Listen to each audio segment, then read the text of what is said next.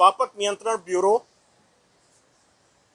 एक निष्पक्ष ऑर्गेनाइजेशन है जो कि इस देश को नशा मुक्त बनाने के लिए एक असाधारण से चुनौती का सामना कर रहा है।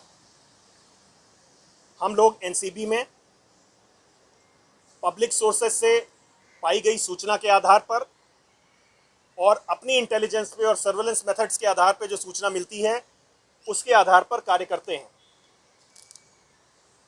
एक स्पेसिफिक इंफॉर्मेशन के आधार पर international cruise terminal green gate में कॉर्डेला क्रूज शिप पर 2 तारीख को रेड की गई और 8 लोगों को कई तरह के ड्रग्स के साथ, जिसमें कोकेन, मेफेड्रॉन, चरस, हाइड्रोपोनिक वीड और एमडीए शामिल था, के साथ गिरफ्तार किया गया।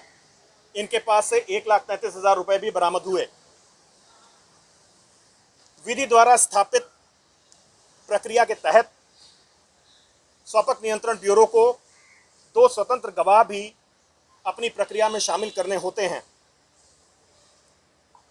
चूंकि ये सारे ऑपरेशन वास्तविक समय के आधार पर होते हैं, तो इन इंडिपेंडेंट विटनेसेस का फील्ड वेरिफिकेशन और इनके बारे में जानकारी इकट्ठा करना मुश्किल होता है, क्योंकि उस समय हमारा मुख्य उद्देश्य ड्रग की रिकवरी और ऑपरेशन पर होता है।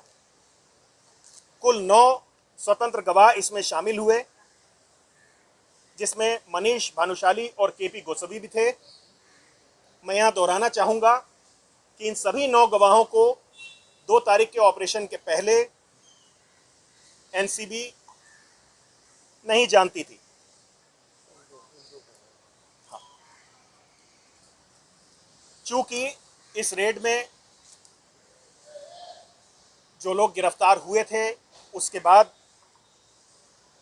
उनकी सेफ्टी को ध्यान में रखते हुए काफ़ी भीड़ जो कि इकट्ठा हो गई थी, तमाम सारे कैमरे थे, उसको ध्यान में रखते हुए इनको एनसीबी ऑफिस में लाया गया। जितने भी लोग यहाँ पे डिटेन किए गए या अरेस्ट किए गए, उन सभी के साथ एनसीबी ने न्यायोचित और अच्छा व्यवहार किया। यहाँ तक कि उनके पक्ष के वकील ने भी एनसीबी के ऑफिसर्स में अपना विश्वास जाहिर किया है और ये कोर्ट रूम की में दर्ज है। कुल 14 लोगों को एनसीबी के ऑफिस है या उनको छोड़ दिया गया, या जो भी आपका स्टेटस और भी कोई पार्टी के लोग थे। देखिए, पहली चीज ऐसा सुनने में आ रहा था कि 8 लोगों को हमने गिरफ्तार किया है और एनसीबी ने 3 को छोड़ा है, जबकि मैंने अभी जो स्टेटमेंट जारी किया है उसमें बताया कि हमने 6 लोगों को साक्ष्यों के अभाव पर छोड़ा है।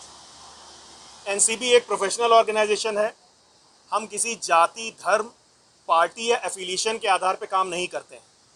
सबूतों के आधार पे माननीय न्यायालय के सुपरविजन में काम करते हैं। सर, 6 लोगों का नाम बताइए। 6 लोगों का नाम बताइए। और 6 लोग उस पार्टी में मौजूद था। सर, कहा जा रहा है कि अन्य पार्टी के लोग जो हैं उस पार्टी में मौजूद थे, क्या उन्हें भी छोड़ा गया? क्या पार्थ पवार थे जो डेप्यूटी सीएम के? 6 लोगों का नाम बताइए। सर, पार्थ पवार थे क्या सर? जो 6 लोगों में क्या नाम बता रहे नाम सांगते Sir, how do you respond to the allegations made by क्या बीजेपी के नेताओं की तरफ से फोन आया था आपको इन तीनों लोगों को छोड़ने के लिए? एक मिनट अरे मराठी हो गया ए भाई अलीशा, एक मिनट मराठी हो दे। One by one question then only. Sir live चालू आहे, मराठी हो दे। वन बाय वन देना वन बाय वन। सर पहिले मराठीत बोला, मग कंप्लीट करा प्लीज। नाही 2 मिनिटं थांबा ना।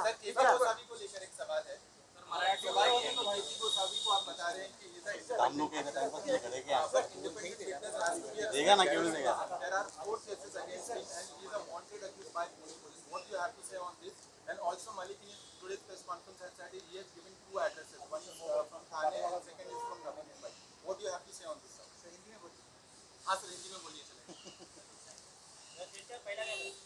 ये बात यहीं से साबित हो जाती है कि वो इंडिपेंडेंट विटनेस है, क्योंकि जो भी विटनेस हमें बताएगा हम उसको वैसे ही रिकॉर्ड करते हैं।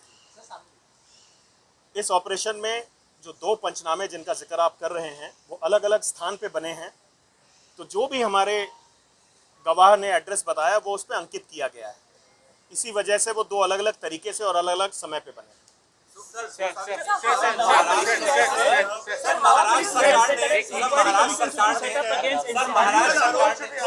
महाराष्ट्र सरकार ने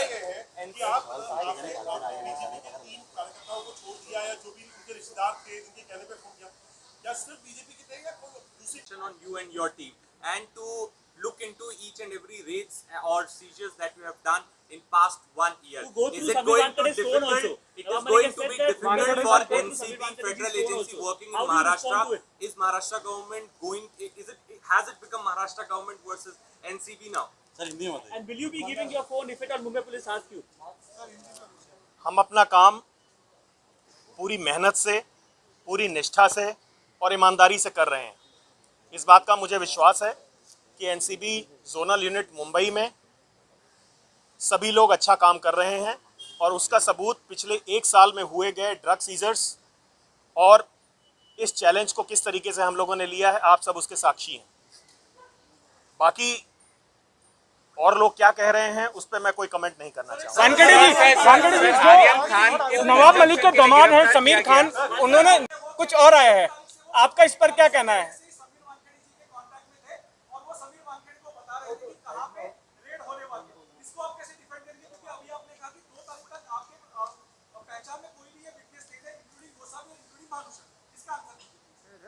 आपने जो क्वेश्चन पूछा है, जो आपने अभी प्रश्न पूछा है, ये जैसा कि इंडिपेंडेंट विटनेसेस हैं, ये क्या कहते हैं उस पर हमें कोई टिप्पणी नहीं देना चाहिए। ये इंडिपेंडेंट लोग हैं, जो उन्हें कहना है वो कहते हैं, हमें जो कहना है माननीय न्यायालय के सामने।